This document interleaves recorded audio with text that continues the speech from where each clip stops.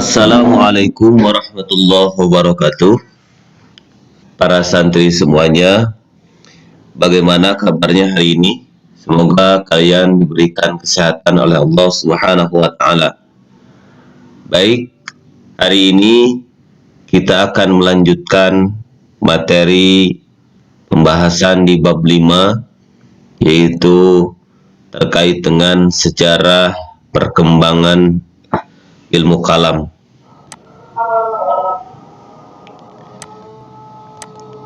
Sebelum kita melanjutkan pembahasan, pengantar di bab 5 diantaranya adalah pada masa Nabi Muhammad SAW, umat Islam adalah umat yang satu.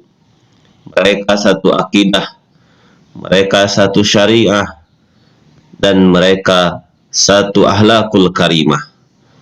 Karena jika ada sedikit perbedaan, langsung ditanyakan kepada beliau, dan beliau bila terdapat perselisihan dapat di antara mereka untuk diatasi dengan wahyu dan tidak ada perselisihan di antara mereka. Kemudian selanjutnya, pada masa pemerintahan Khulafaur Rasyidin, mulailah adanya perselisihan. Awal mula adanya perselisihan dipicu oleh salah seorang yang bernama Abdullah bin Saba, seorang Yahudi, ketika pada pemerintahan Khalifah Utsman bin Affan diantaranya, dan berlanjut pada masa Khalifah Ali bin Abi Thalib. Dan diantaranya adalah awal ada gejala timbul aliran-aliran ilmu kalam adalah sejak kekhalifahan Utsman bin Affan.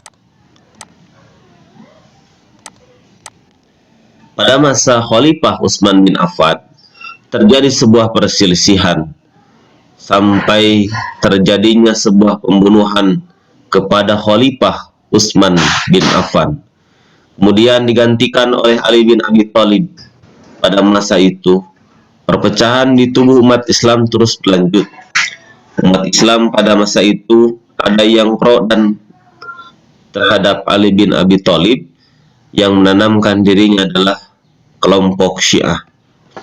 Tetapi ada juga yang kontra, yang tidak mendukung terhadap kepemimpinan Ali bin Abi Thalib, yaitu kelompok yang keluar yang dinamakan dengan kelompok Khawarij.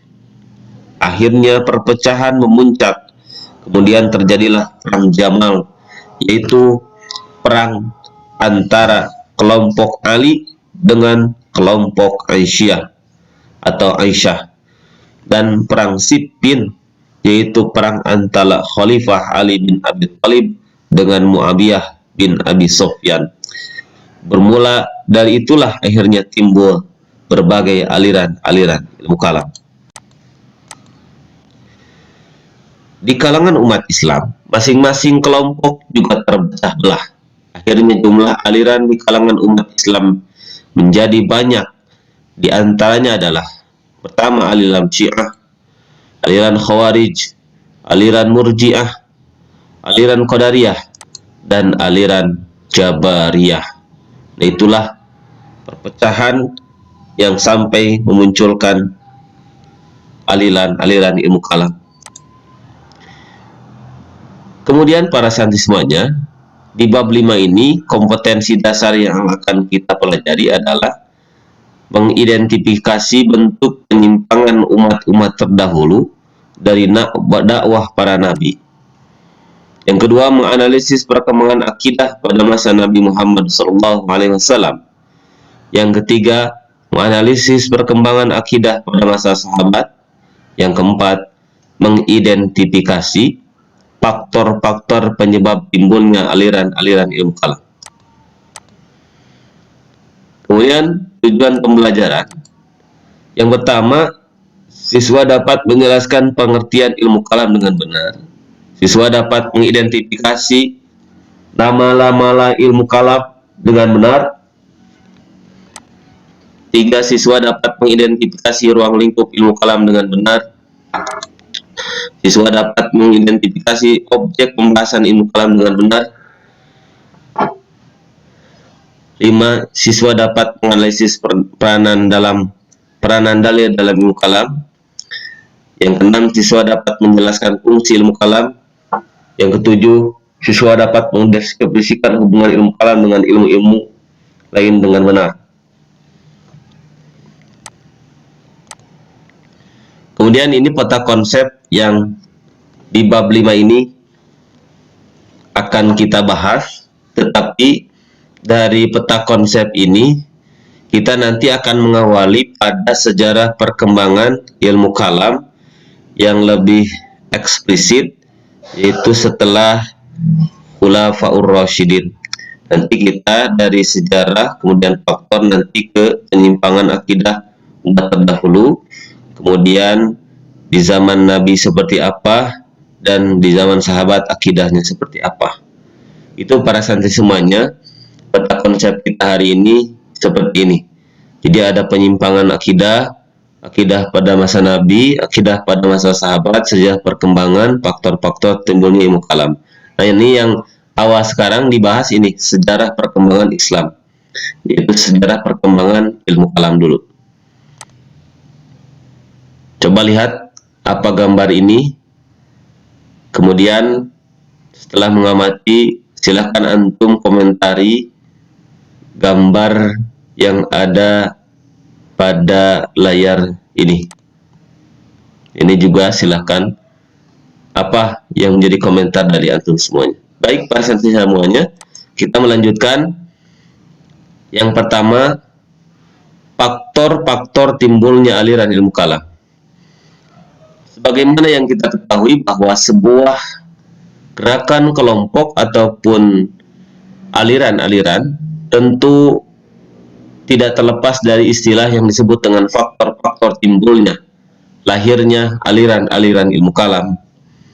Di antara faktor yang menjadi penyebab timbulnya aliran ilmu kalam adalah ada dua secara umum. Yang pertama ada faktor dari dalam atau yang disebut dengan faktor internal. Yang kedua adalah ada faktor dari luar yang disebut faktor eksternal. Faktor dari dalam atau faktor internal, yang pertama adanya keberagaman dalam memahami isi kandungan dan makna Al-Quran. Sebagaimana dalam memahami kata-kata, diantaranya ini, yaitu yang pertama kalimat nadhara, melihat secara abstrak dalam arti berpikir dan merenungkan. Kemudian tadabbara dalam arti merenungkan sebagaimana terdapat dalam beberapa ayat. Nah, yang kedua, perbedaan pemahaman terhadap dalil Al-Quran dan hadis. Ini juga faktor internal. Yang kedua adalah bedanya pemahaman dalam memahami teks-teks yang ada di dalam Al-Quran, sehingga mereka berbeda-beda dalam menafsirkan ayat-ayat yang Allah sabdakan dalam Al-Quran.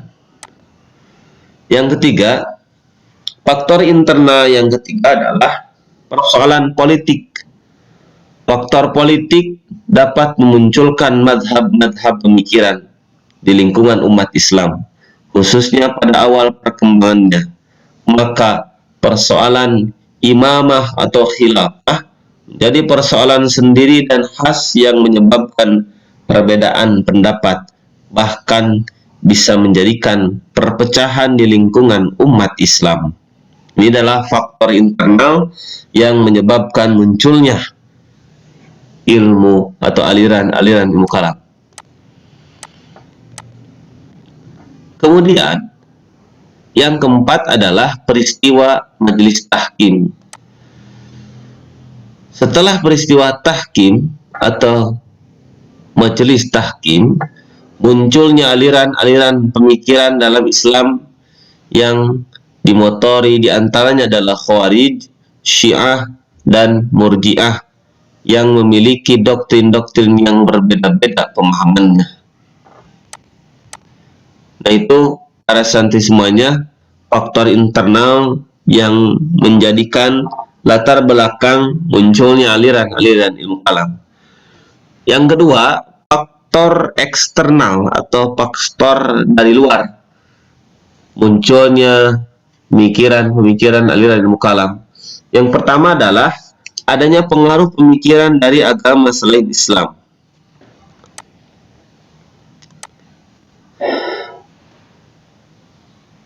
Hadirin yang saya muliakan, banyak di antara pemeluk-pemeluk Islam yang mula-mula beragama Yahudi, Kristen, dan lain-lain sebagainya. Setelah pikiran mereka tenang dan sudah memegang teguh Islam, mereka mulai mengingat-ingat kembali agama mereka yang dulu dan dimasukkannya dalam ajaran Islam. Sehingga mereka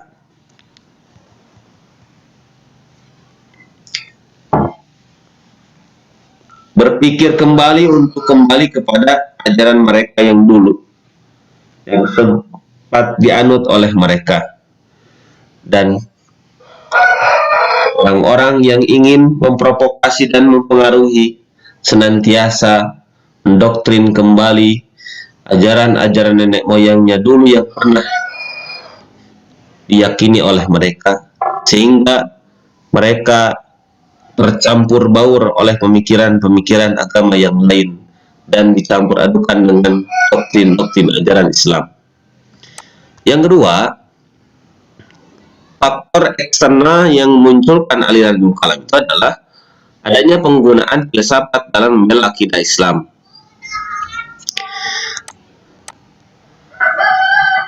Golongan Islam, terutama golongan Mu'tazilah, memusatkan perhatiannya untuk menyiarkan agama Islam dan membantah alasan-alasan mereka yang memusuhi Islam dengan menggunakan logika, akal, atau yang disebut dengan istilah familiarnya adalah filsafat.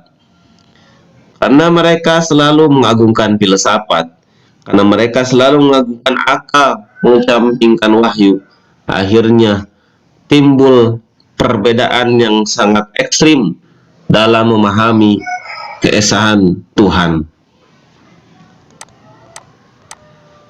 Yang ketiga adalah faktor yang ketiga, keinginan mutakalimin untuk mengimbangi pemikiran filsafat. Jadi kalau ini lebih kepada tujuannya untuk melawan, mengimbangi pemikiran-pemikiran filsafat. Para mutakalimin ini hendak mengimbangi lawan-lawannya yang menggunakan filsafat, maka mereka terpaksa mempelajari logika dan filsafat terutama dari segi ketuhanan. Karena untuk mengimbangi pemikiran-pemikiran filsafat tersebut, orang-orang mutakalimin ini harus memaksakan diri mempelajari filsafat, logika, dan mempelajari akal dengan dimensi ketuhanan. Nah, itulah para santri semuanya, faktor-faktor munculnya aliran-aliran ilmu kalam. Jadi kalau kita simpulkan, sejarah munculnya aliran-aliran ilmu kalam ini tidak serta-merta sendiri begitu saja, alamiah begitu saja, tetapi tetap ada faktor yang mendorong terjadinya munculnya aliran-aliran ilmu kalam. Kalau kita simpulkan, faktornya adalah faktor dari internal umat Islam itu sendiri. Yang kedua, faktornya dari luar Islam. Itu saja para santri yang dirahmati Allah, materi untuk pertemuan kali ini. Semoga bermanfaat bagi kita semua. Wallahu a'lam bishawab. Wassalamualaikum warahmatullahi wabarakatuh.